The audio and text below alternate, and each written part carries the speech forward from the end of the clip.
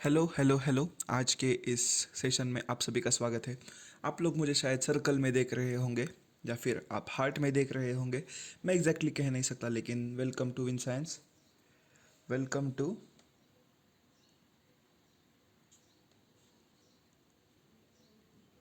Welcome to Win Science. और आज के इस सेशन में हम लोग पढ़ने वाले हैं क्लास 10th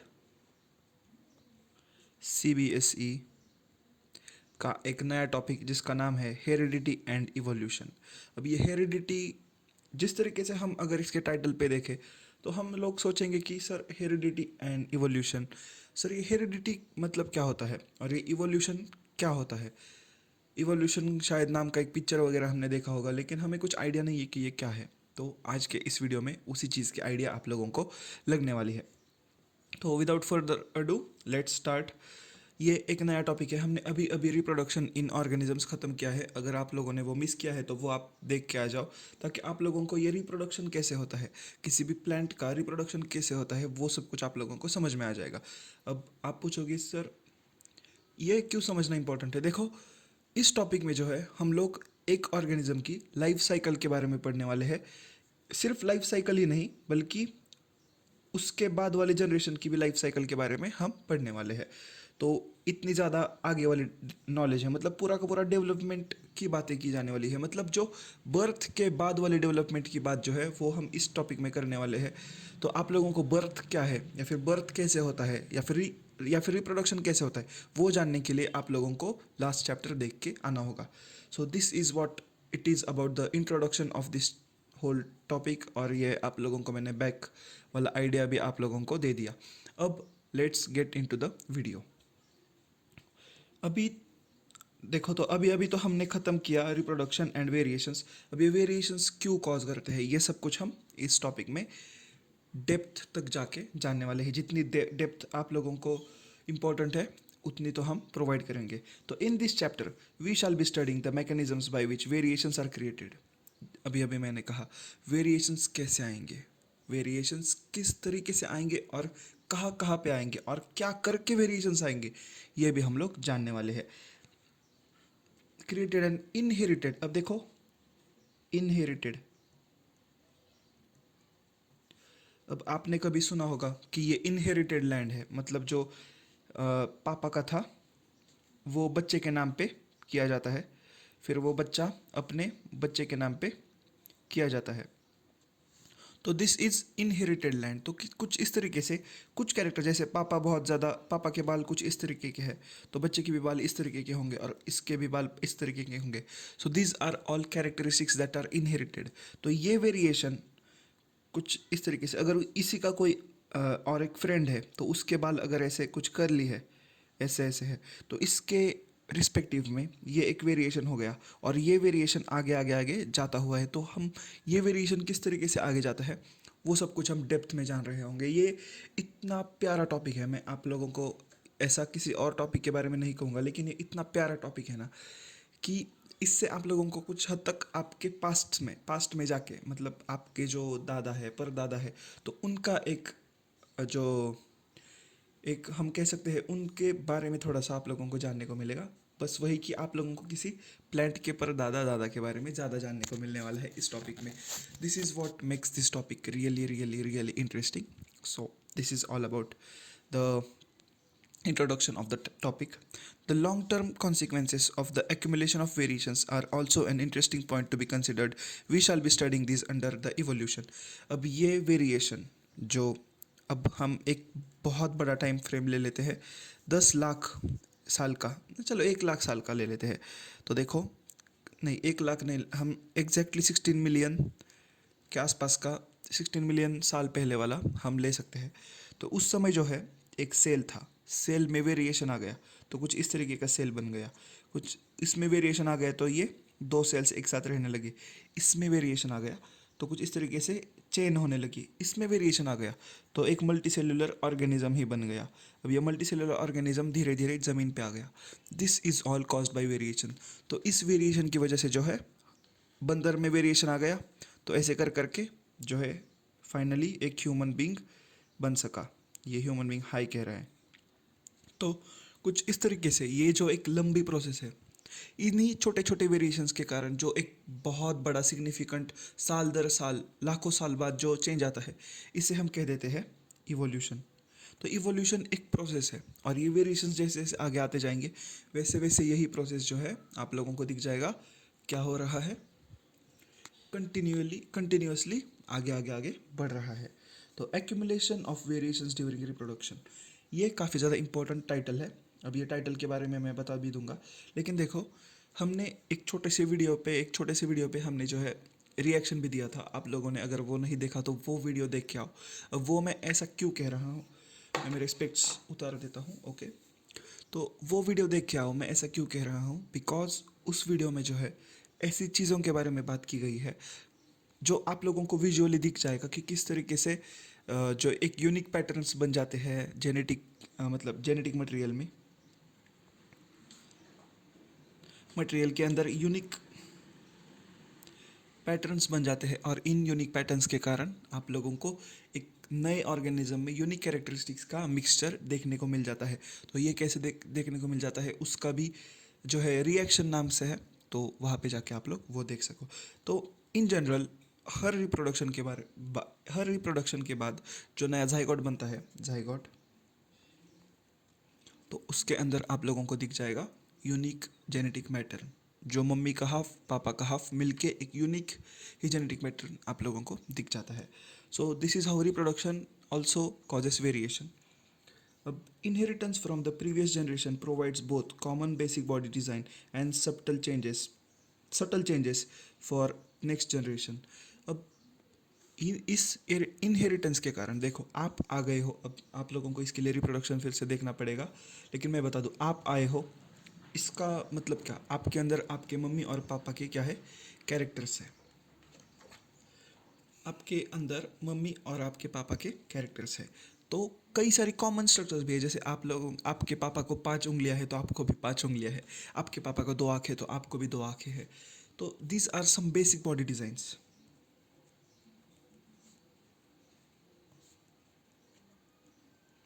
तो ये आप लोग इनहेरिट कर लेते हो, लेकिन कुछ यूनिक चेंजेस जो है वो भी आप लोग इनहेरिट कर लेते हो, तो वो भी आप लोग क्या कर लेते हो, इनहेरिट कर लेते हो, मतलब आपके जनरेशन में ये पास ऑन हो जाती है। Now think about what would happen when this new generation in its turn reproduces. The second generation will have difference that will inherit from the first generation as well as newly created differences. अब ये newly created differences क्या है वो हम थोड़ा सा depth में समझ लेते हैं। तो सबसे पहले हम लोग पहली लाइन पहली लाइन समझ लेते हैं। पहले वैसे भी इस लाइन में एनसीईआरटी आप लोगों को थिंक करने के लिए बोल रहा है, मतलब ये एक ओपन एंडेड क्वेश्चन की तरह लेकर आप लोगों को छोड़ देते हैं। तो देखो, now think about what would happen when this new generation is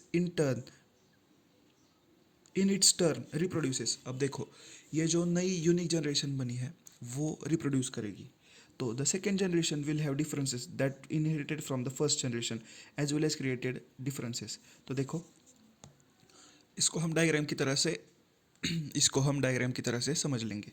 देखो, दिस वॉज मम and this was dad, this was मम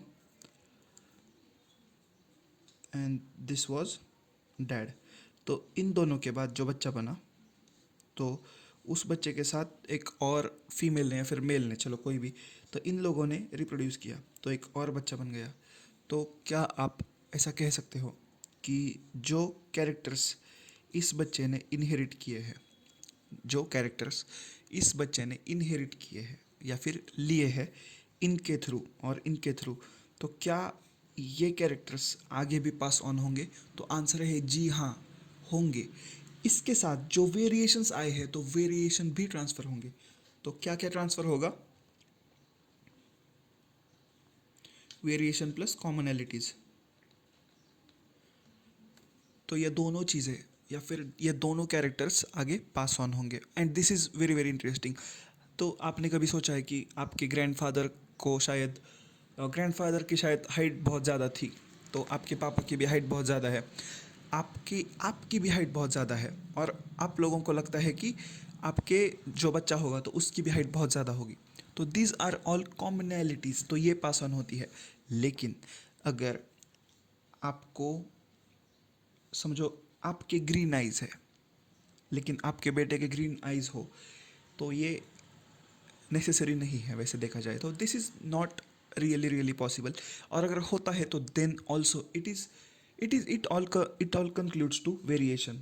तो अगर वेरिएशन है तो वेरिएशन के अकॉर्डिंग अलग अलग पैटर्न्स जो है वो आप लोगों को दिख जाएंगे। अब ये वेरिएशंस आप लोगों को रियल लाइफ में कहाँ पे देखने को मिलते हैं? देखो, आप लोगों को कहीं पे दूर जाने की ज़रूरत नहीं है। आप लोगों को कॉमन लाइफ में, कॉमन वर्ल्ड में ये वेरिएशन साफ साफ दिख जाएंगे। कई कई बार जो है मम्मी की जो आंखें होती है, एक मिनट, तो आप लोगों को कई कई बार दिख जाएगा मम्मी की जो आंखें होती है तो वो ब्लू होती है, लेकिन उनकी जो बेटी होती है तो उनकी आंखें ब्लू नहीं होती। और कई कई बार ऐसा होता है कि मम्मी की आंखें तो नॉर्मल ब्लैक होती है, लेकिन उनके बेटी की आंखें ब्लू होती है। This is a variation, and ये वेरिएशन पास ऑन होता है एक्चुअली। लेकिन अगर आप लोगों को ऐसा भी दिख जाएगा कि मम्मी की और ग्रैंड डॉटर के आइज सेम है, लेकिन बीच वाली के मतलब जो मम्मी है उस बेटी की, या फिर ग्रैंड डॉटर की जो मतलब जो डॉटर है, तो उसकी आंखें ब्लू नहीं होंगी। तो दिस इज़ ऑल अबाउट कि वेरिएशंस भी कैरी ऑन हो जाते हैं। अभी ये आप लोगों को कहाँ पे दिख जाएगा? देखो, कई कई बार आप लोग ऐसा देख देख लेते हो कि देखो ये होती है डॉटर, ये होती है ग्रैंड मदर, ये होती है डॉटर, और ये होती है उसकी उसकी डॉटर। तो ये हो गई मम्मी, ये हो गई डॉटर, और ये हो गई ग्रैंड ग्रैंड मदर। तो आप लोगों को दिख जाएगा जो ग्रैंड मदर के अंदर कैरेक्टरिस्टिक्स है ना, तो वो यहाँ पर भी आती है। तो इसका क्या मतलब है कि यहाँ से ऐसे जादू की तरह कैसे आ गई? तो देखो, ये जो वेरिएशन है ना, तो ये भी इसके अंदर भी होगा वेरिएशन, लेकिन इट डिपेंड्स कि क्या उस बॉडी ने उसको ठीक से पढ़ा, और उसके बाद क्या इसने भी शो किया। अगर इसने नहीं शो किया तो कैरी ऑन हो जाएंगी, तो यहाँ से यहाँ पर भी वो कैरेक्टर आ जाएगा। भले इसमें शो हो वो कैरेक्टर या फिर ना हो कैरेक्टर शो, डजेंट मैटर, लेकिन वो आगे तो पास ऑन हो जाता है। तो this is what it is that you need to know. अब देखो, ये डायग्राम जो है वो आप लोगों को कई सारी चीज़ें साफ साफ बता देगा। हम लोग उसका थोड़ा सा जो डायग्राम का जो लेबल है वो जान लेते हैं।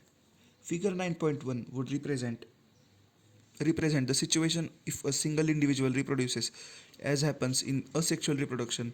If one bacterium divides and then resultant two bacteria would divide again, the four individual bacteria generated would be very similar. There would be only very minor differences between the generated due to the small accuracies in DNA copying. कि ये diagram आप लोगों को दिखा देता हूँ। देखो 9.1, 9.1, ये आप लोगों को एक बैक्टीरिया की तरह समझ लेना है। तो जब ये बैक्टीरिया असेक्सुअली रिप्रोड्यूस करेगा, सेक्सुअली नहीं, असेक्सुअली रिप्रोड्यूस करेगा, तो आप लोग देख सकोगे यहाँ पर जो है आ जाता है एक छोटा सा चेंज, यहाँ पर एक और चेंज आ जाता है। जब ये आगे रिप्रोड्यूस करेगा तो देखो ये चेंज कंटिन्यू रहा, लेकिन अब देखो ये जो इसका ये वाला हाथ है ना, तो ये वाला हाथ कांस्टेंट रहता है। तो कॉमनैलिटीज़ भी ट्रैवल होती है, डिफरेंसेस भी ट्रैवल होते हैं।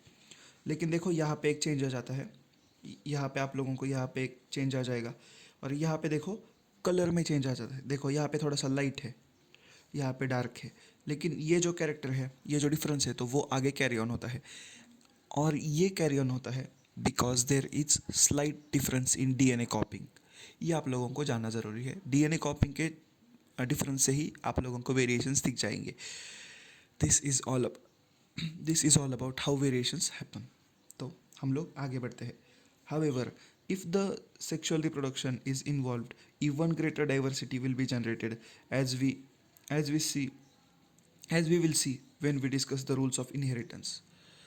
अब ये रूल्स ऑफ इनहेरिटेंस क्या है, सब कुछ जानेंगे हम। ये टॉपिक काफ़ी ज़्यादा मेरा फेवरेट है, इसलिए आप लोग थोड़ी सी स्माइल भी देख सकते हो मेरे फेस पे। पानी पी लेते हैं थोड़ा सा।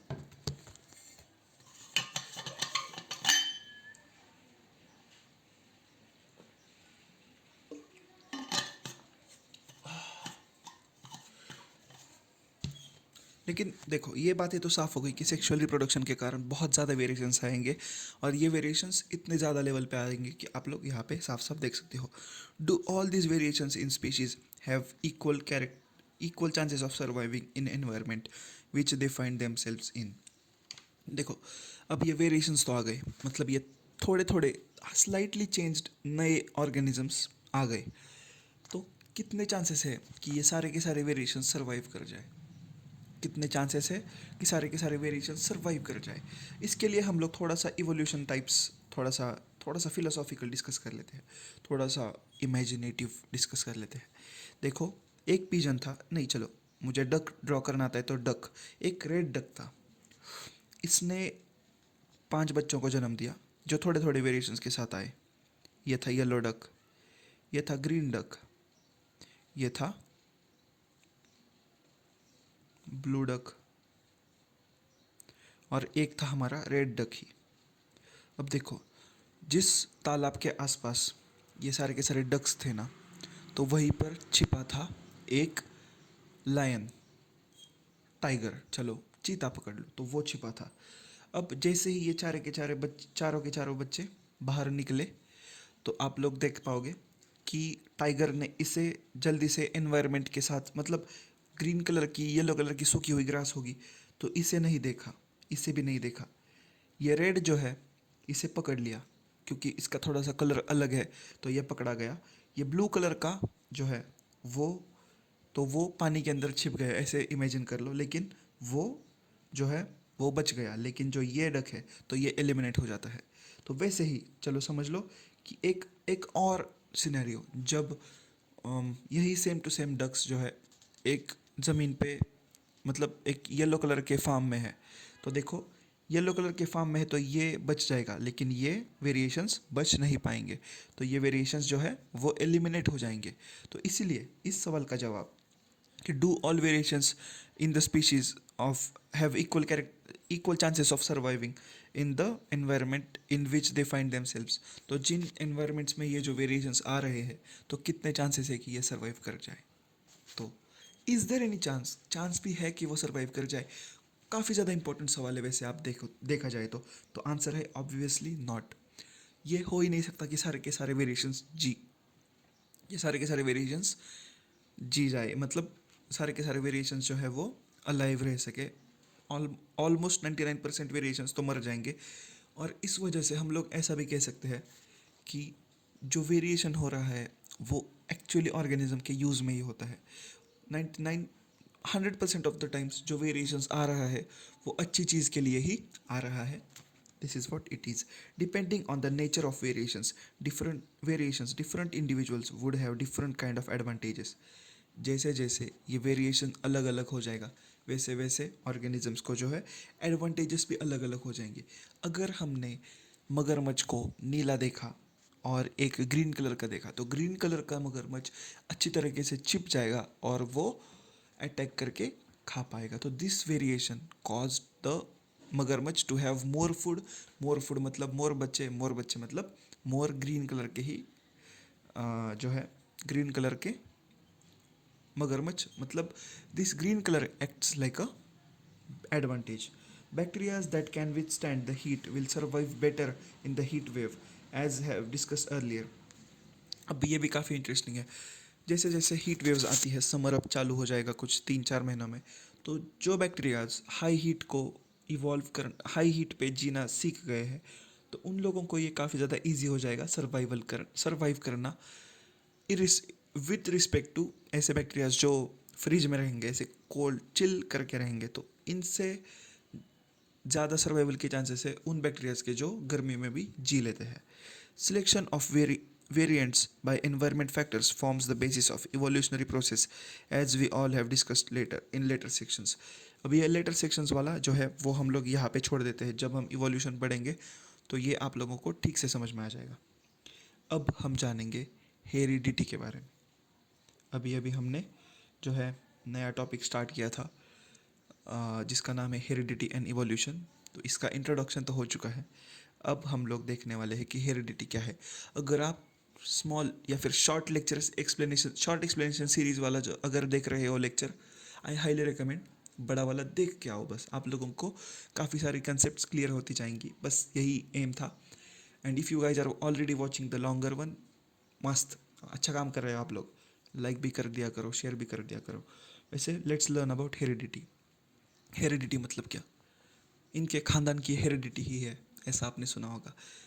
हेरिडिटी मतलब जैसे पापा वैसा बेटा, या फिर जैसे पापा वैसी बेटी, तो कुछ इस तरीके से हेरिडिटी मतलब जो कैरेक्टर्स हज़ारों सालों से या फिर चलो 100, 150, 300, 400 सालों से एक ही फैमिली में आ चुके हैं, उनकी एक हेरिडिटी बन जाती है।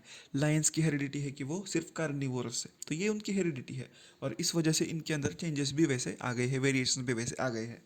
तो थोड़ा सा डीप में समझ लेते हैं। The most obvious outcome of the reproductive process still remains generation of individual of similar design. हम लोग कितना भी वेरिएशन वेरिएशन वेरिएशन करके ना चले, लेकिन at the end of the day आदमी से आदमी ही पैदा होगा, आदमी से हाथी पैदा नहीं होगा। आई मीन आदमी से जो है एक सिमिलर काइंड ऑफ इंडिविजुअल ही प्रोवाइड मतलब बर्थ लेने वाला है।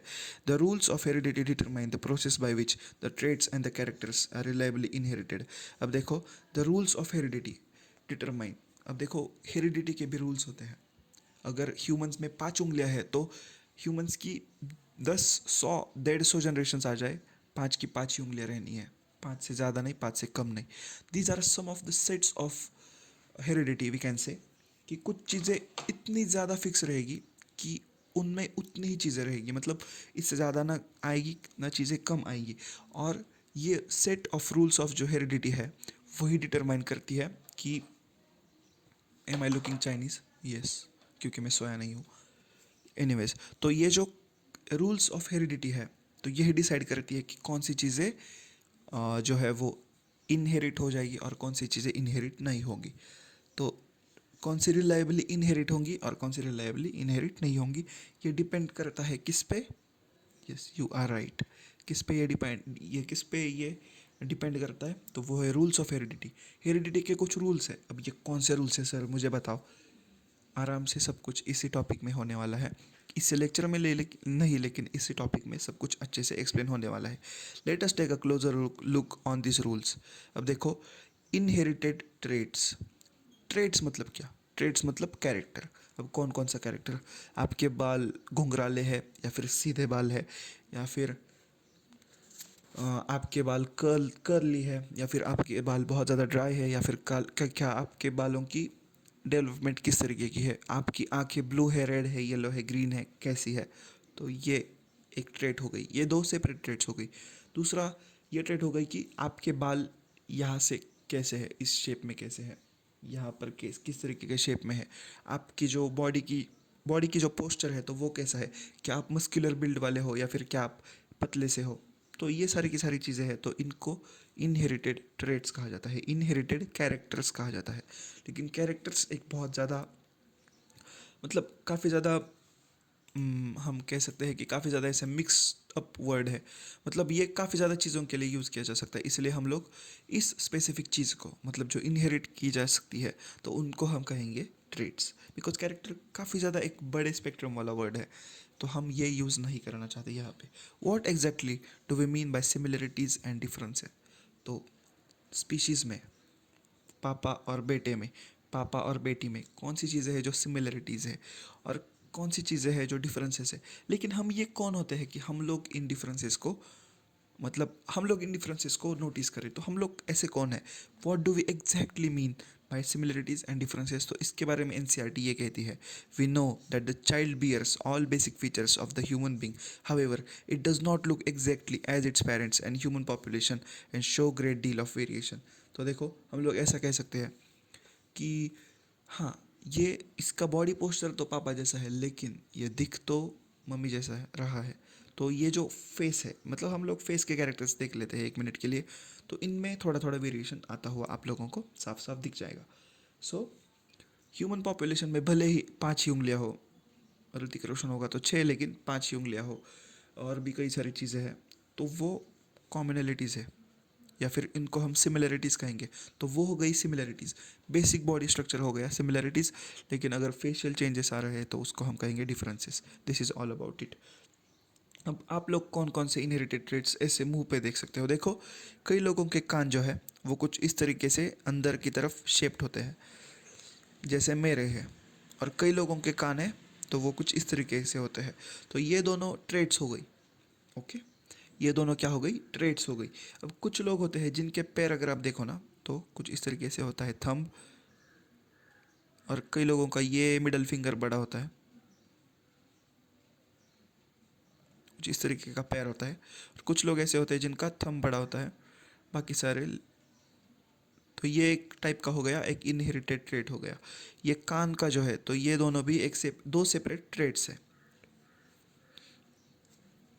तो जिन लोगों का ऐसा ईयर लोब है, मतलब जो कुछ इस तरीके के है, तो जिनका ऐसा है मतलब यहाँ पे, तो उन लोगों को हम कहते हैं ईयर लोब्ड। और जिनका ऐसा है तो उन लोगों को हम कहेंगे कि अटैच्ड ईयर लोब। तो इसको हम अटैच्ड और इसको हम फ्री ईयर लोब, कुछ इस तरीके से दोनों अलग अलग चीज़ों को अलग अलग चीज़ों से डिटरमाइन संबोधित करेंगे। Rules of inheritance of traits. अब जो रूल्स ऑफ हेरिडिटी मैंने कहा था ना, वही हम यहाँ पे पढ़ने वाले हैं। लेकिन मुझे लगता है ये लेक्चर हो गया है 25 मिनट्स का, एंड आई डोंट थिंक इससे ज़्यादा स्ट्रेच करने से कुछ मतलब कुछ भी फ़ायदा होगा, क्योंकि आप लोग भी थक गए होंगे। ऐसे मैं थका नहीं हूँ, मैं इसके बाद भी एक रिकॉर्ड करने वाला हूँ, लेकिन यहाँ तक आप लोग ठीक से समझ लो, इस सेशन को एक बार फिर से देख लो। अब मैं ये क्यों कह रहा हूँ कि ये फिर से एक बार देख लो, बिकॉज इसमें कुछ ऐसी चीज़ें हैं जो आप लोगों को आगे जाके काम में आने वाली है। तो I don't want you guys to miss those things. तो इसलिए ये फिर से देख लो, एक बार दो बार इसे फिर से देख लो, ताकि आप लोग यहाँ तक के जो सारे बेसिक्स हैं तो वो ठीक से कवर कर पाओ। See you in the next video with the Mendel's contribution. अब ये मेंडल क्या है, इनके कॉन्ट्रीब्यूशंस कौन से हैं, सब कुछ नेक्स्ट क्लास में अच्छे से आराम से पढ़ाया जाएगा। See you in the next video. You guys are watching Win Science. Bye bye.